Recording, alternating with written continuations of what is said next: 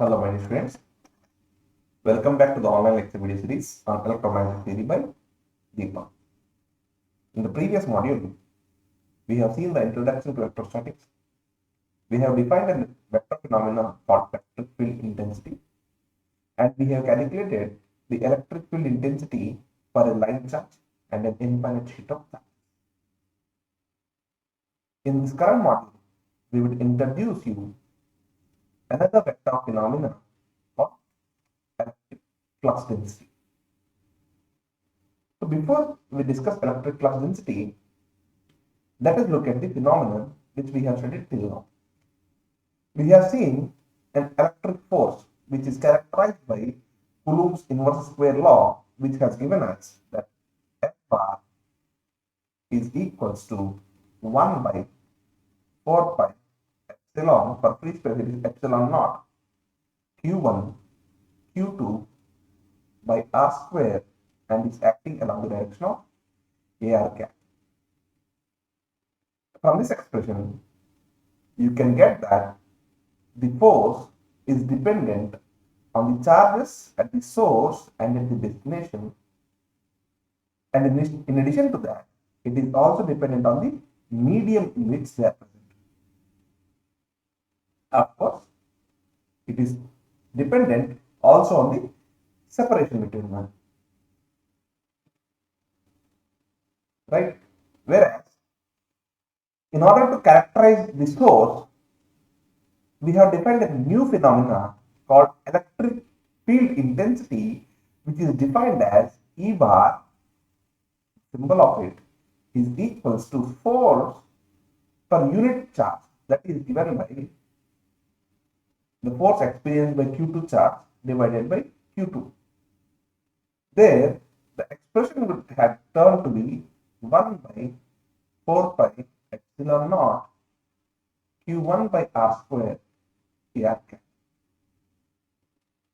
Now from this electric field intensity is not dependent on the charges at the destination. It is dependent only on the charges at source. In addition to that, it is also dependent on the medium.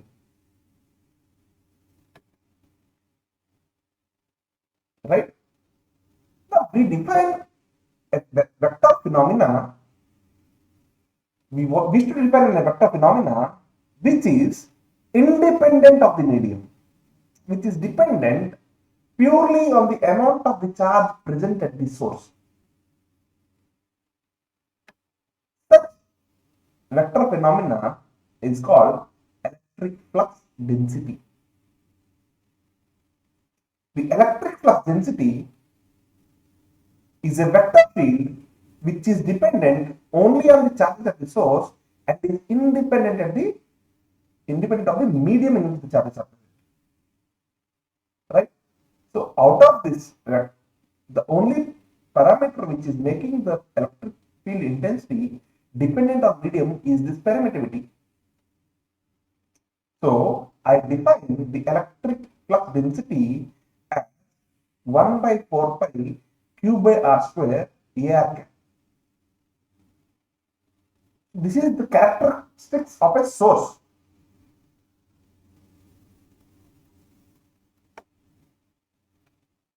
But you would never see this in action, because this source should be placed in some sort of medium somewhere. So the measurable phenomena is just the electric field intensity. D bar is not measurable. Right? E bar is measurable. The relationship between E bar and D bar can be given as E bar is equals to D bar by epsilon. For free space, it is epsilon naught. This parameter is measurable. Or I can also write D bar equals to E bar times epsilon naught, but this parameter is not measurable. But the term electric flux density, it is very evident that it is not an absolute parameter. The term density means that it is a derivative, right? The absolute parameter is an electric flux. So let us discuss about electric flux and let us see what is the relationship between electric flux and electric flux density. Electric flux is an imaginary line. At any point, the direction of this line represents the direction of the electric field at that point. These flux lines, the concept of flux lines is not just limited to electric fields. These concepts of flux lines are applicable to any forces, any force field. At any force field, the flux line will give you the direction of the force at that point. And the electric flux is defined such that one flux line originates at +1 coulomb of positive charge and it will terminate at -1 coulomb of negative charge. That is, if you have a plus q charge, then from this there will be q lines originating from this point. Similarly, if you have minus q charge, there will be q flux lines terminating there. Not just the direction, the number of flux lines can also represent the strength of electric field, that is electric field intensity. But it is not just the number of flux lines, that is the number of flux lines per unit area. The number of electric flux lines per unit area is nothing but the electric flux density. The relation between the electric flux density and the electric flux can be given by. You have to understand that this is a vector integration.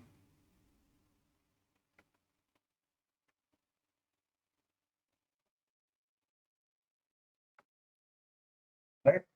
Now, if you are to find out d bar, if you are to define d bar is number of flux lines passing through a unit area. Now, this can be derived, this can be understood also from the expression of electric field intensity, which we have seen in the last slide, that d bar was equals to q by 4 pi r square ar cap, right? Ar cap. Now see this. This would just relate to this, because if there are q charges, that means there would be q flux lines, right? If there are q charges, then there would be q flux lines. And the area of the sphere around it, can be 4 pi r square. The number of flux lines through unit area is q by 4 pi r square. This is the magnitude. This is the magnitude of electric flux density, and the direction of electric flux density is along the line joining the source to the test point. Now, if you are given d bar and you are asked to determine the flux lines leaving a surface, then the flux lines leaving the surface is surface integration of t bar dot.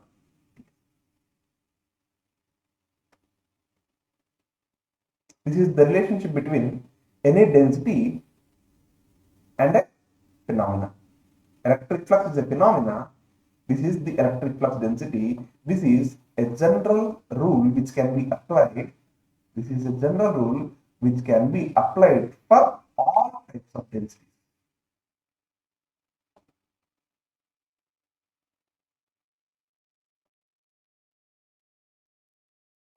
Now that we have understood the electric flux lines, electric flux density, and the relationship between them, also the relationship between electric flux density and electric field intensity, let us discuss the Gauss law. The Gauss law states that the electric flux passing through any closed surface, actually it should be leaving. The total electric flux leaving any closed surface is equal to the total charge enclosed by the surface. As we have already seen that if there are charges, positive charges, then the electric flux lines leave from the positive charges, and if there are negative charges, the electric flux lines enter the negative charges, and if there are no charges, whatever are coming will be going. There will be no change in the amount of flux lines. Let us look at that diagrammatically, right? Let us consider three cases where in case one body has positive 5 coulombs of flux. Then by definition of electric flux lines, there should be 5 electric flux lines leaving this body. Where they will be terminating, God knows what. But we know that they are originating from here. Now there may be 10 more lines coming in and going out. There may be 10 more lines passing through this body.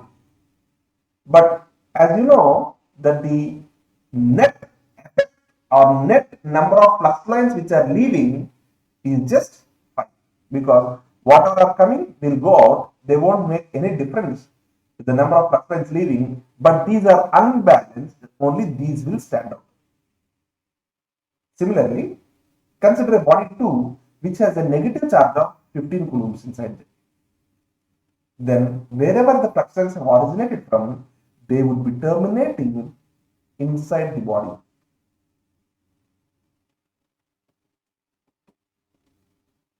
And these terminated lines would be 15 in number. Again, understand that there may be many more number of flux lines passing through the body which do not terminate. So the net effect of those lines is 0, but the net effect of these lines which are terminating is negative. The number of flux lines leaving this body is minus 15, whereas the number of flux lines leaving this body is. Consider a third body which is charge neutral. That is, there are no balanced charge inside it. Because of this, there would be no flux lines originating from this and going out. Similarly, there will be no flux lines originating from somewhere else and terminating here.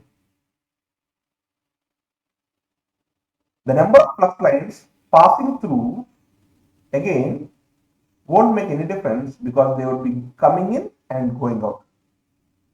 So the number of flux lines leaving, the net number of flux lines leaving this body would be 0. This is what Professor Gauss has observed, and we are given Gauss law. Now let us look at the mathematics point of this. The mathematical equation says that the number of flux lines leaving a closed surface is equal to the charge enclosed by the body. Let us look at the LHS side of the expression. We have already seen the relationship between the electric flux lines and the electric flux density to be psi equals to integral of d bar dot ds, but because the body in question here is a closed surface, psi closed would be equals to closed surface integral of d bar dot ds.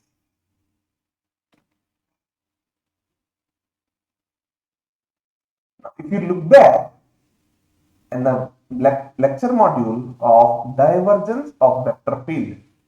In the lecture module of divergence of vector field, I have told you that a closed surface integral can be related to the divergence of the vector. And the relationship between them is such that the closed surface integral of vector is equal to the volume integral of the divergence, the volume integral of divergence of the vector. This relationship between these integrals is called as divergence theorem.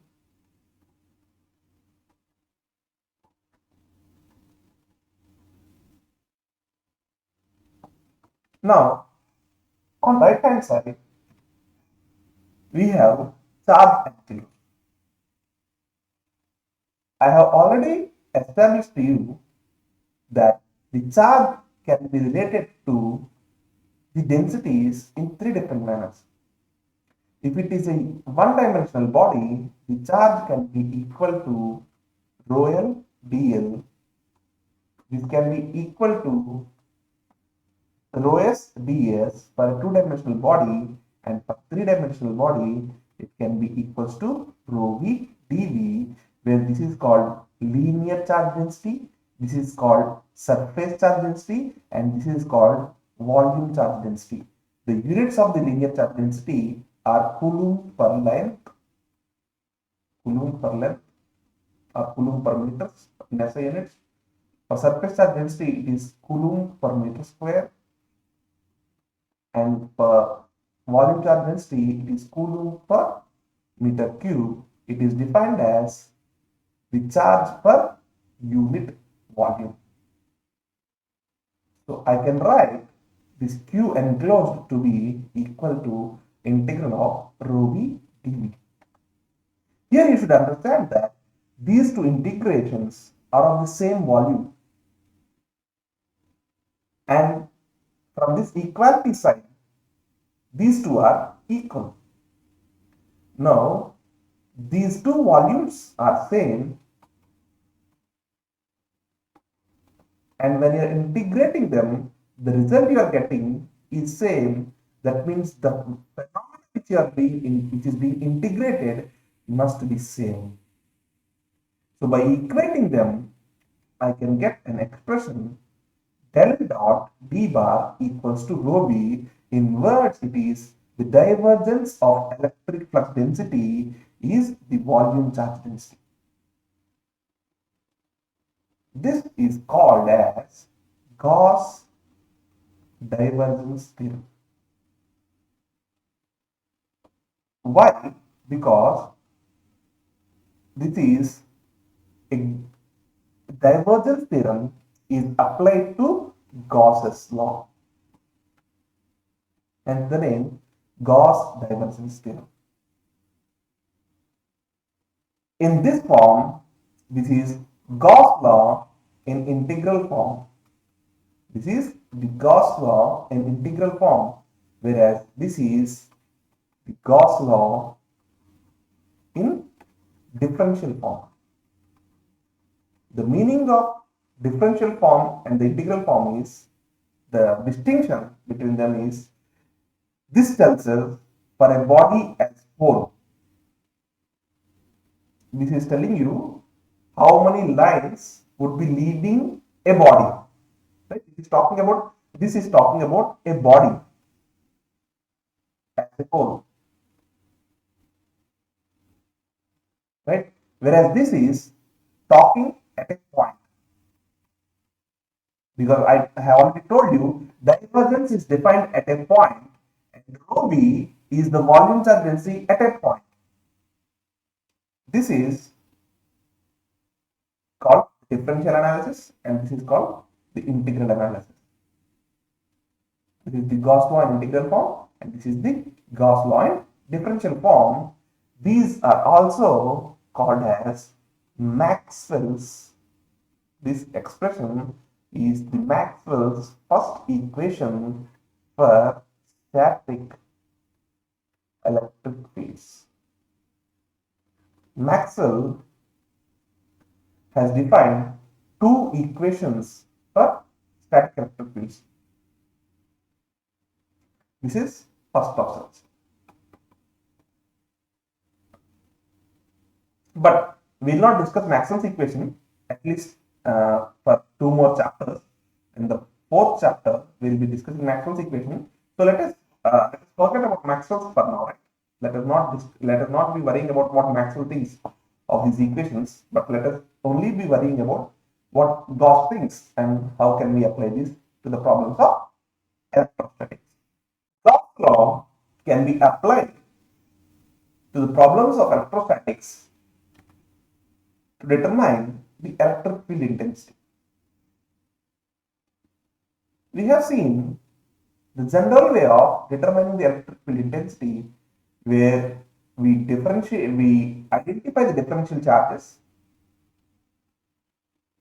and then we integrate the differential electric field intensities, thereby giving us the total electric field intensity. That is the approach which we have been doing, where dE1 is the electric field intensity because of the differential charges.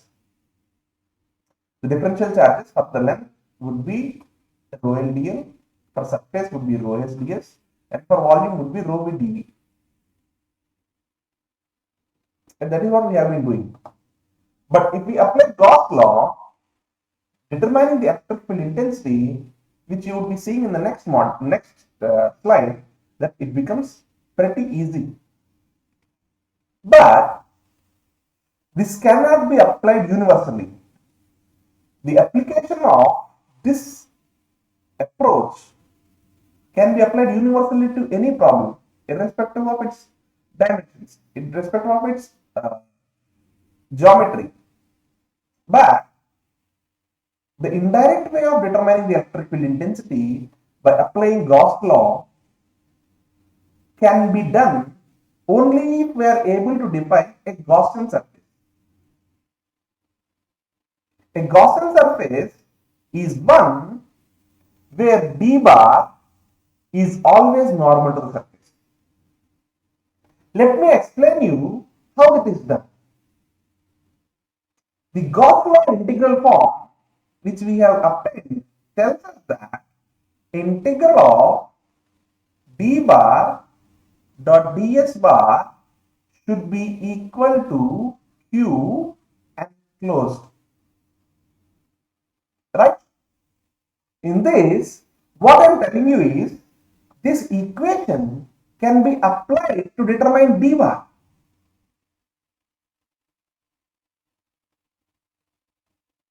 Which quite evidently looks improbable. But let me tell you how it can be done if we are able to define a Gaussian surface. Before we discuss that, let me tell you why it is difficult. Why I am saying that it is difficult for us to determine the electric field flux density from this expression. Okay, consider that you have a electric flux density of the following form.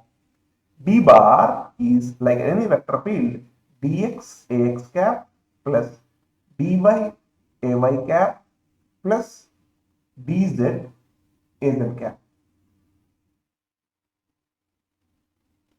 And in that, let us consider that the ds bar which you have taken at some field to be along az cap. Right? Now, when I apply d bar dot ds bar, what is happening on the dot product is d bar dot ds bar would just giving me dz. Of course, there is the differential area, that is dx dy. But it is just giving me dz. I have lost the electric flux density along the components of x and along the components of y.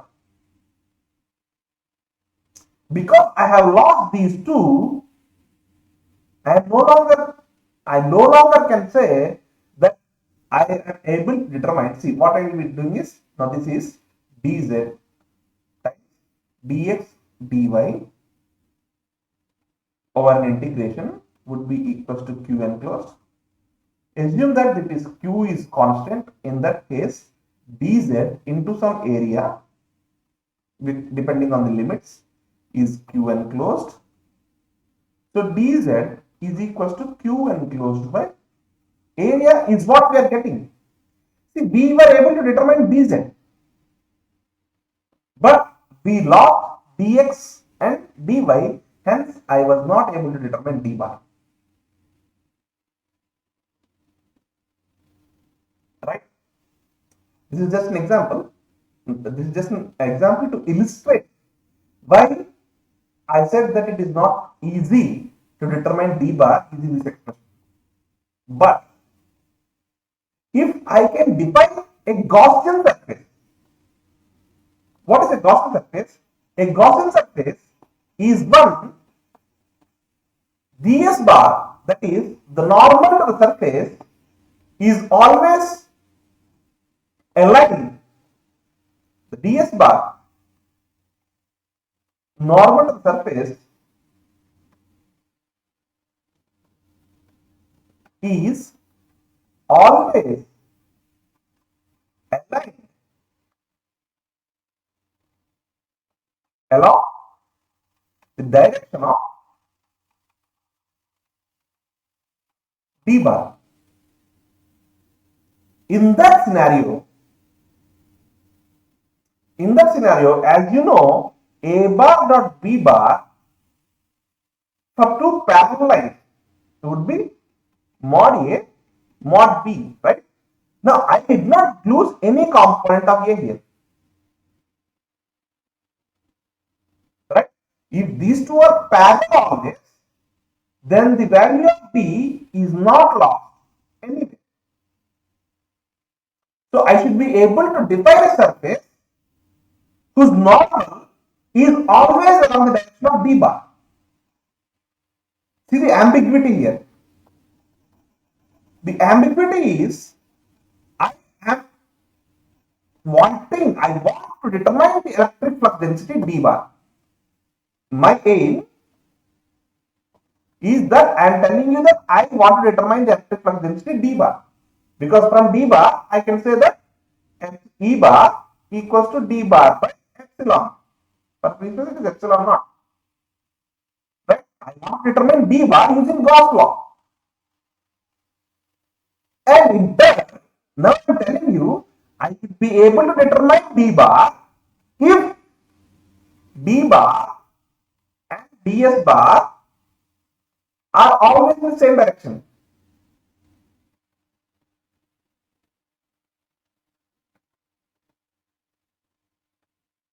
Otherwise, no. How can I define surface ds bar along the direction of d bar if I don't know d bar? That means the application of the application of Gauss's law to determine the electric field intensity can be done only if we have some idea, at least the idea about the directions of d bar at all.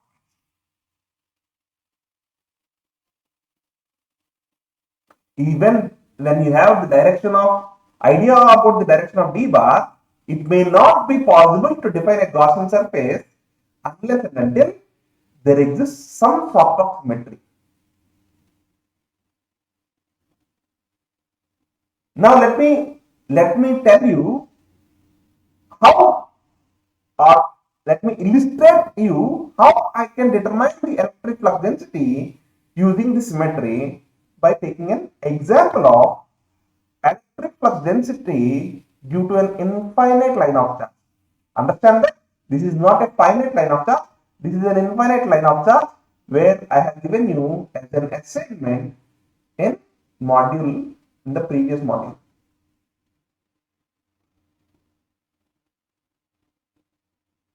Right? So if you have an infinite line of charge, then let me tell you that the electric flux density would always be pointing perpendicular to the line. Even though I am not giving you the expression here, but see, I don't have the expression here, but I can get some idea because see, because of this, if the point is here, for example, consider a point here, right? Because of this, if I consider a point there, it would be difficult for me to illustrate. Let's consider a point here, right? Now, because of this, the electric flux density is along the direction of aero cap. It is very clear because this is the line running in, because aero cap is the perpendicular from AZ cap, right? Because we have assumed that the line is lying along the AZ cap, not AH cap, whatever it is. That is because of the source here. Very good. But what is the effect of source here? This gives us an electric field intensity in this direction. But there exists a reflection of this over here. Now, because of this, the electric field intensity is in this direction. Now consider these two. What is happening because of these two? Because of these two, see this and this. The net result is along, consider parallel law. The net result is along here. Similarly, you consider a point here, there will be a reflection here, and because of this, the direction will be along aero cap. A point here, it will be along aero cap. Because it is an infinite line of charge. Because it is an infinite line of charge, at any point you can consider, you can always have balanced charges or balanced electric field intensities, due to which the electric field intensity is acting only along the direction of aero cap. This is pretty similar to the symmetry which we have discussed while we have discussed the infinite sheet of. If you have understood the analysis there, you can easily understand that there exists some symmetry which compels the electric field intensity only to act along the direction of aero cap. Now I have the idea about the direction of, I told you that to apply Gauss's law, I need two things. First is I should have the idea about d bar at all points. This is checked. Second, there should exist a symmetry. This is also checked. Now, if this is the scenario, then I would be able to define a Gaussian surface.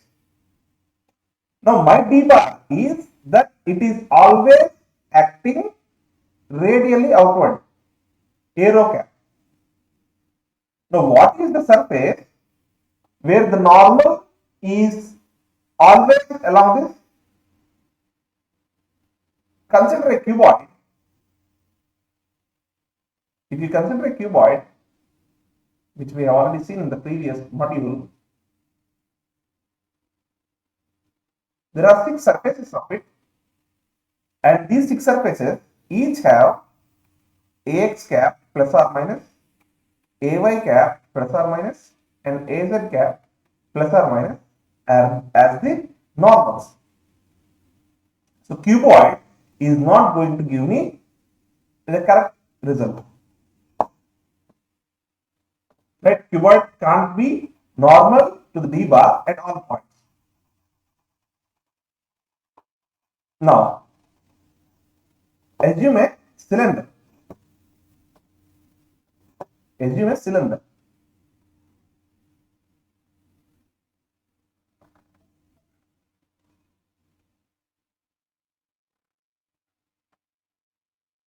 cylinder has two types of surfaces: the curved surface the curved surface and flat, right?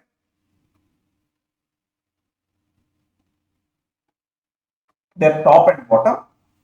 The flat surface are top and bottom, and for them the normals are plus or minus AH cap. For top it is plus AH cap, and for bottom it is minus AH cap. Very good. Now, for the curved surface, the normal is always aero cap.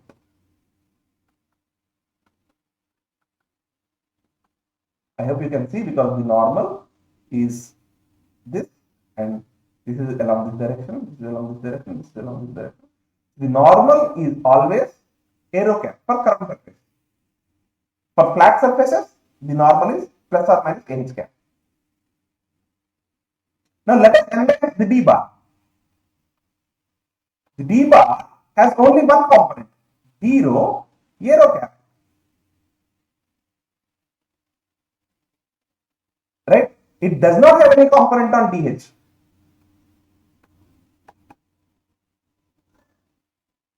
So if I integrate over here, my product would be 0. The dot product integral in the integral of d bar dot ds, integral of d bar dot ds flat plus integral of d bar dot ds bottom would be giving me 0. I don't worry with that, because that is expected. I don't have any problem with that. But integral of curved surface dot d bar dot ds would give me something which fits in my line that ds bar should be aligned with d bar always. Yes, this fits my criterion. So I can say that this is my Gaussian surface. So the Gaussian surface to determine the electric flux density due to an infinite line of charge is a cylindrical surface.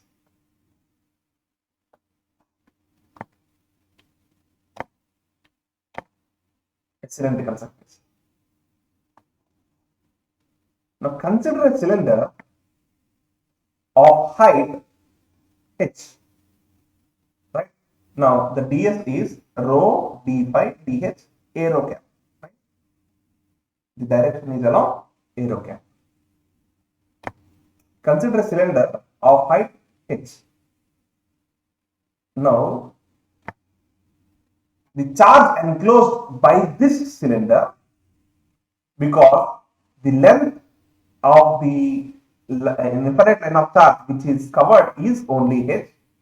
In this h, the charge per unit length is rho l. The total charge enclosed by the cylinder is rho l times h. This is very straightforward. So this we have the RHS side ready with us. What is the LHS side? The LHS side is integral of d bar dot ds bar. The integral of d bar dot ds bar, where d bar is just d rho aero cap dot d rho d phi dh aero cap. This is being integrated where the limits are, we have two dimensions. Limits of h are the height of is h, and the angle is varying from 0 to 2 pi. Now because the dot product, these dot product would give me 1, no problem with that. D rho is constant, d rho has nothing to do, because d rho is varying only with rho, it is not dependent on h and phi. So d rho is constant. I can bring d rho out, and I have to integrate 0 to 2 pi and 0 to h rho d phi dh. Rho is also constant. I have nothing to do with rho. I can also bring rho outside. D phi, if I integrate, sorry, this is 0 to h. If I integrate dh, I would be getting h over the limits. So if I substitute that, the answer would be h. And if I integrate d pi, it would be phi. If I substitute 2 pi, the answer would be 2 pi. So I would be getting d rho 2 pi times rho h. I urge you to do integration on your own. Right? If you have any doubt, please ask me in the comment section. I will clarify you. But I hope that this integration is clear. Now this should be equals to rho nh. Upon equating this, I can say that d rho equals to rho l by 2 pi, where rho l is the linear charge density.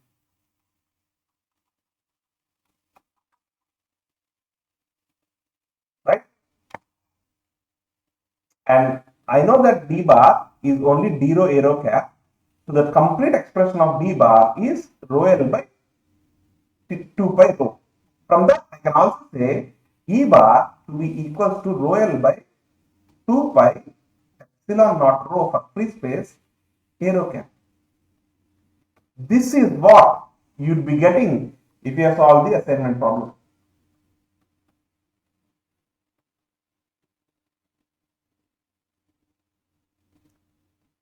So, the Gauss's law can be applied to determine the electric field intensity. The only criteria is one, you should know about d bar before, and two, there should exist some symmetry such that you can define a ds bar which is aligned with d bar. If these three criterion can be followed, then you can apply Gauss's law to determine the electric field intensity quite easily, pretty much easily. Correct? So, your assignment problems for these modules are to determine the electric field intensity because of an uniformly distributed sphere of charge. This concept would prove quite tedious if I do with integral of dE by approach. I would be able to do that, but that would be very, very, very difficult. Hence, I did not do that. In this approach, I have asked you to determine the electric field intensity by applying Gauss law.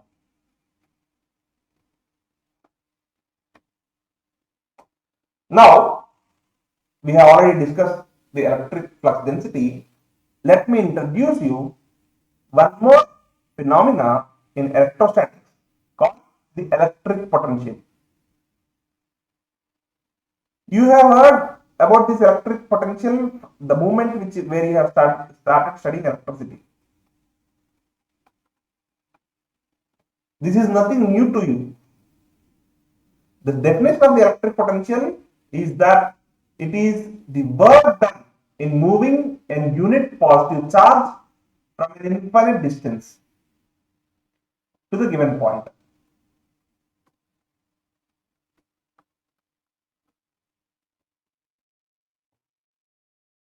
So before we discuss the electric potential and the potential difference, let's look at an example, gravity and the work done against it.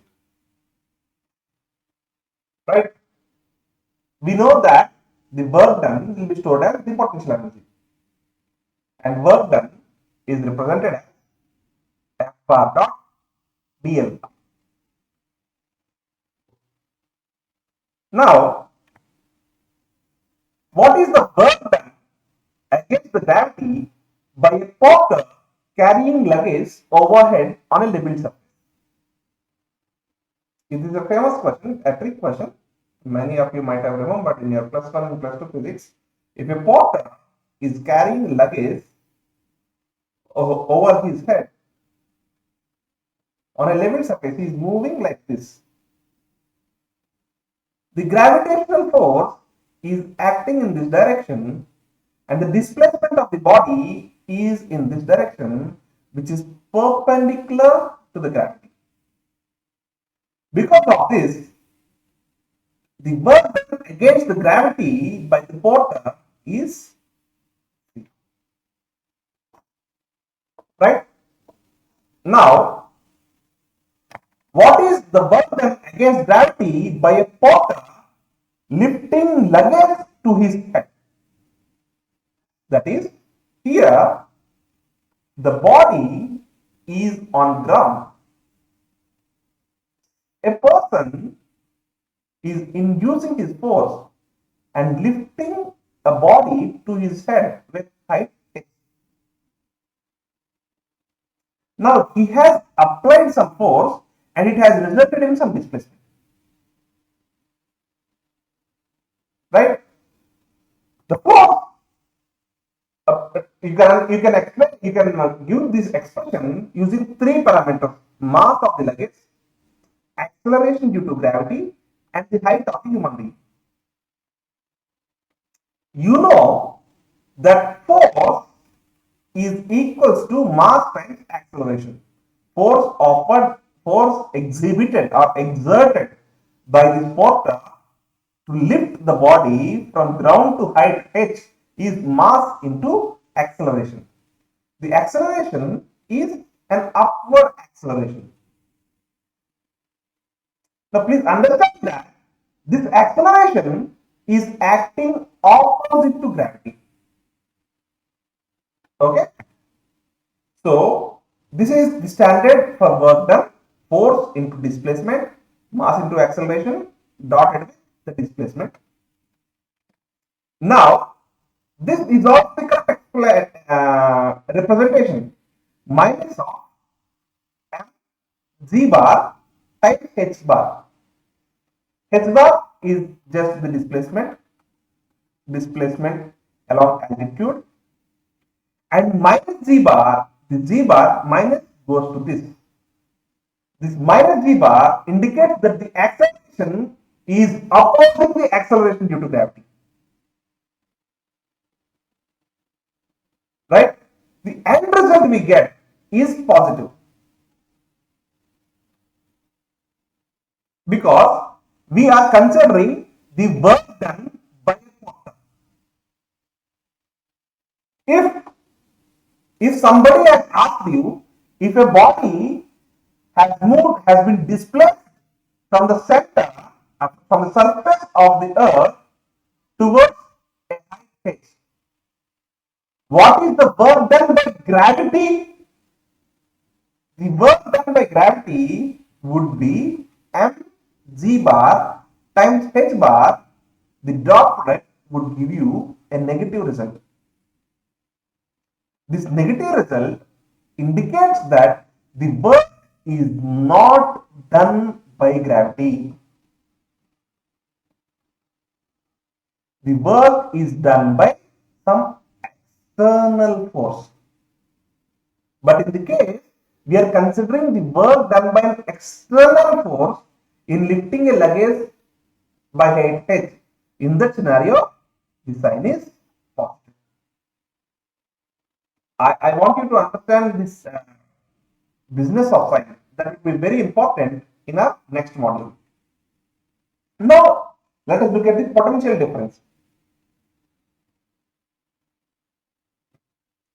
Electric potential difference between 2 points A and B is defined as the work done in moving a unit positive charge from point A to point B.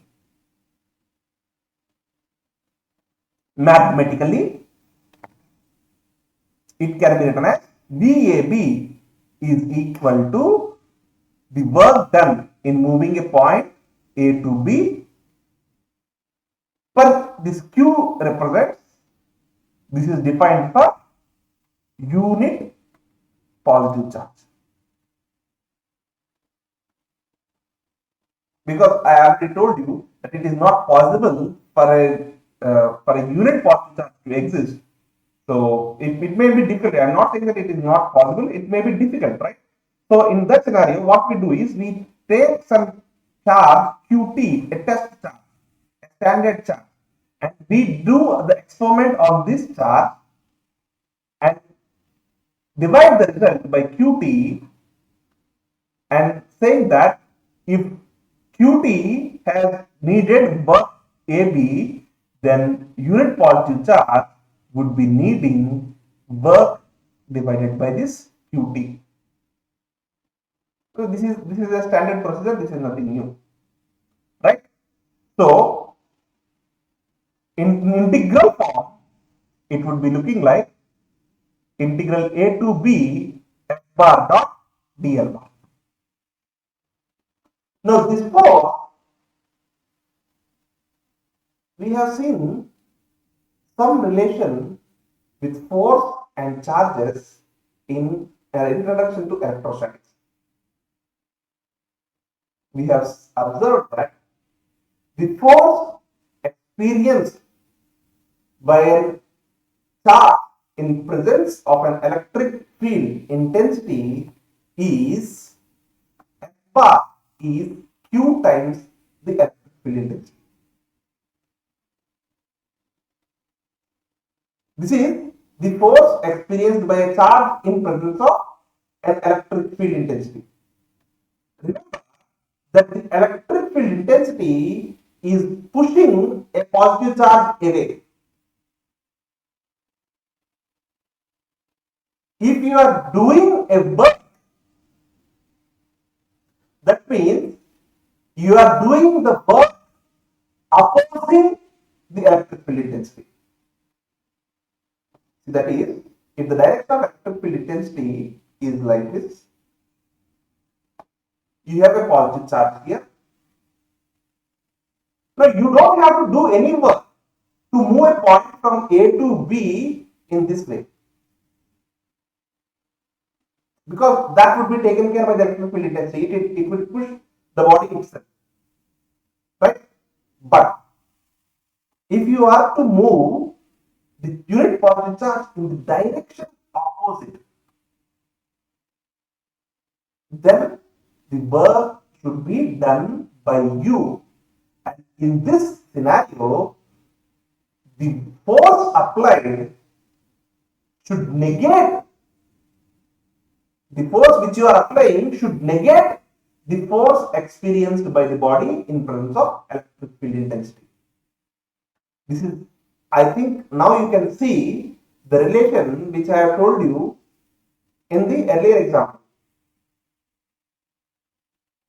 For a porter to lift the body against gravity, he has to do some work.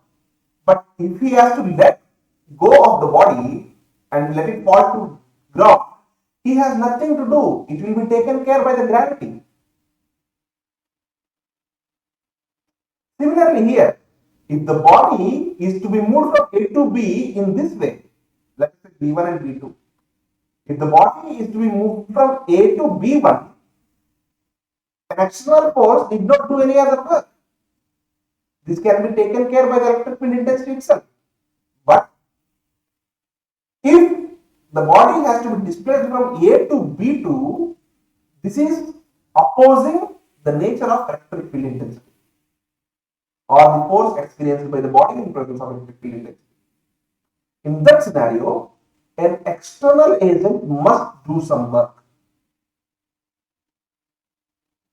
and that work would be minus F bar dot dl bar, where F bar is the force experienced due to electric field intensity. You may remember that we have said that it is minus m g bar dot h bar. This minus represents that the work is being done against the gravity. Here, the negative represents that the work is being done against the electric force. Right? So, potential difference. Let me run this. The potential difference can be written as this.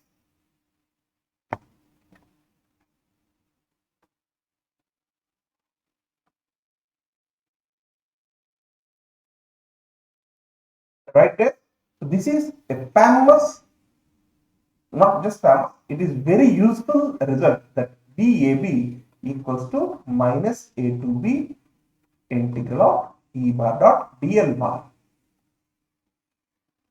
We will be using this expression very frequently in the coming modules. Now let us consider an example to work out the potential difference problem.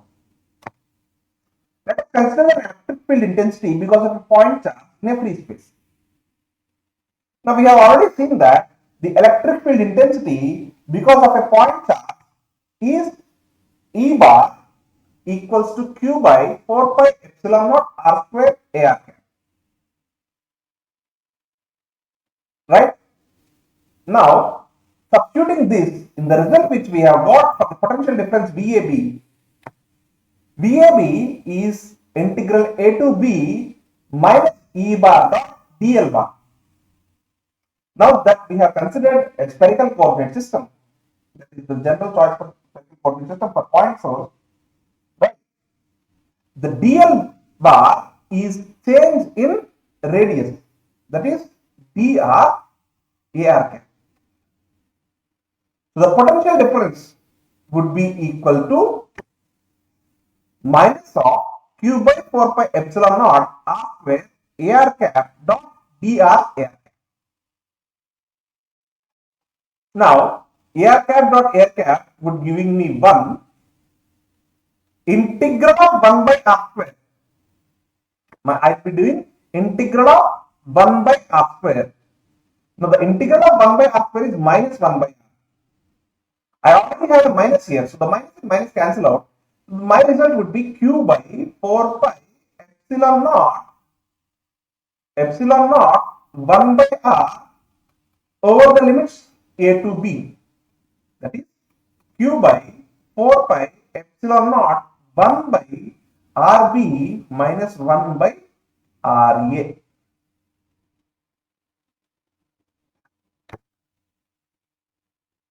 That is the potential difference between 2 points because of a point charge in a free space.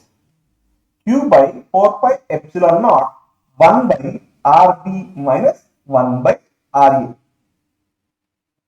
Now, understand that this is the initial point and this is the final point. So, based on the observation, this VAB can be written as VB minus VA, where VA is Q by 4 pi epsilon naught 1 by RA and VB is Q by 4 pi epsilon naught 1 by RA. This VA is called as the electric potential.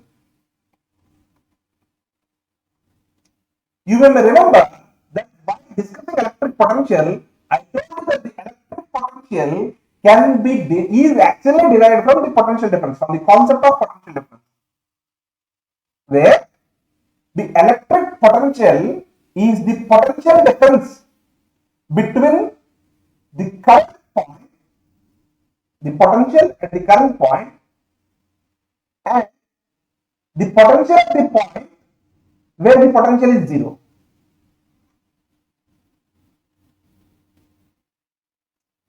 This is an electric potential. You may see that electric potential is inversely proportional to the distance.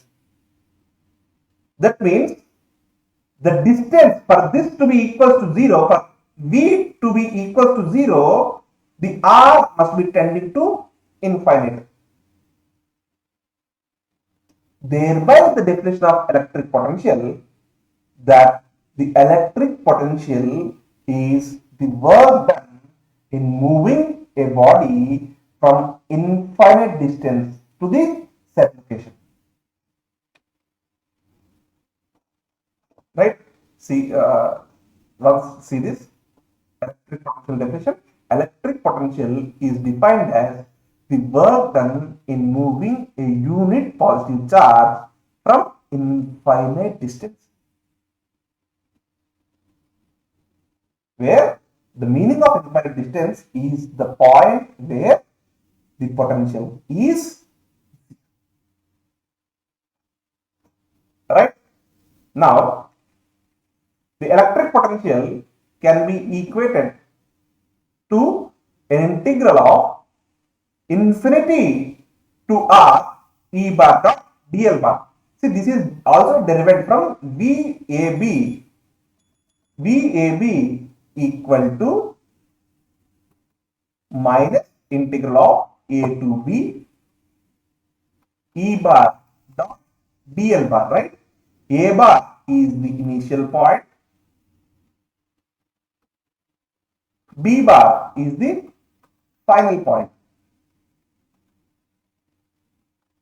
Again, here also the initial point is a point of infinite distance, and the final point is the current point at distance r.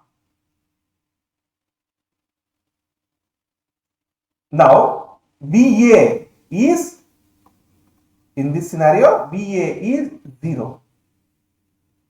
Hence, VAB is directly equals to VB, the potential at the given point.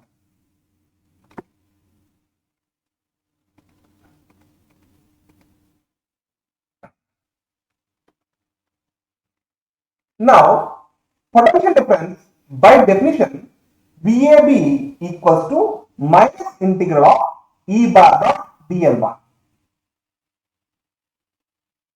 Right?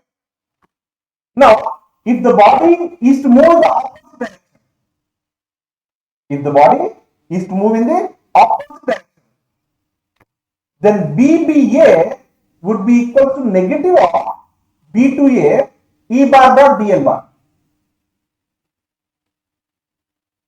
Right? This can also be written as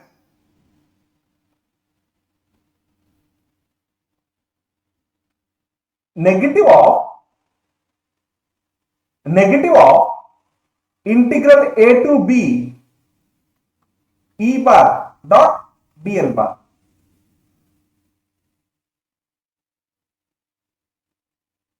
Now, why? Because I have just changed the limits here. Changing the limits will give me a new negative sign. I think this is already known, right?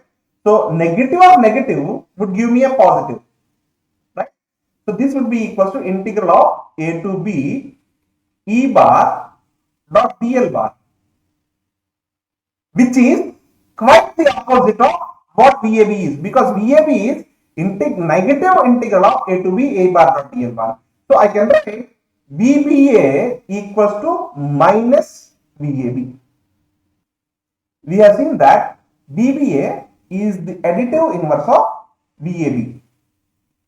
Because VBA is the negative inverse of VAB, I can say that the sum of VBA and VAB would be equal to 0. Now, let us write the expressions of VBA and VAB. The expression of VBA and VAB written are, this is the expression for VBA and this is the expression for VAB. Now, if you observe this, a body was located at point A. It has traveled somehow to point B, and again it has traveled from point B to point A. It has completed one closed path, and it has two different segments, A to B and B to A. Now, this sum of these open line integrals can be replaced by a closed integral of E bar dot dl bar, which is equal to 0.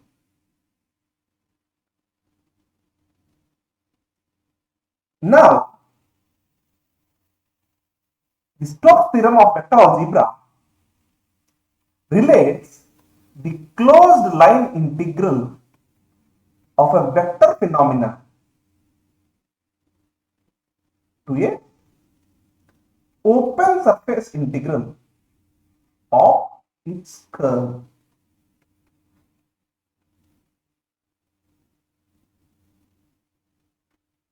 This is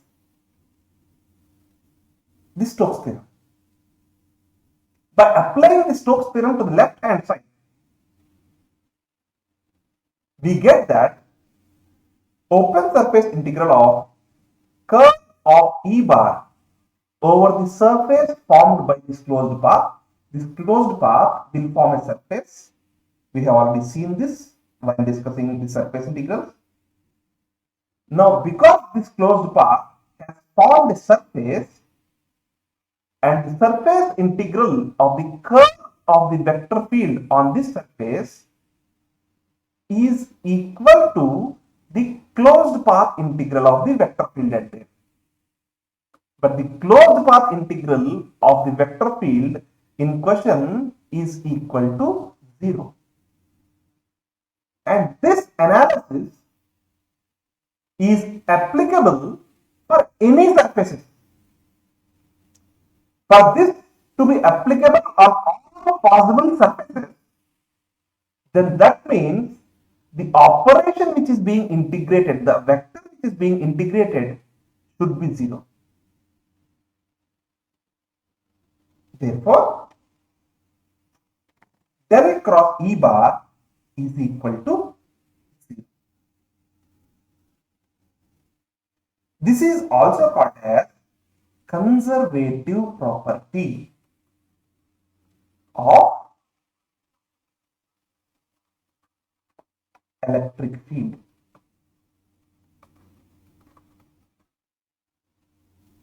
It can also be considered as the potential difference across a circular loop or a closed path is equal to 0. Remember that this is applicable for static fields only. What happens in presence of dynamic fields, we will see in the subsequent modules. And this expression, the conservative property of electric field, is the Maxwell's second equation for static electric fields. I hope the concepts are clear. Again, if you have any doubts, please write them in the comment section. The assignment to you is prove that the electric field always points the direction of decrease in electric potential.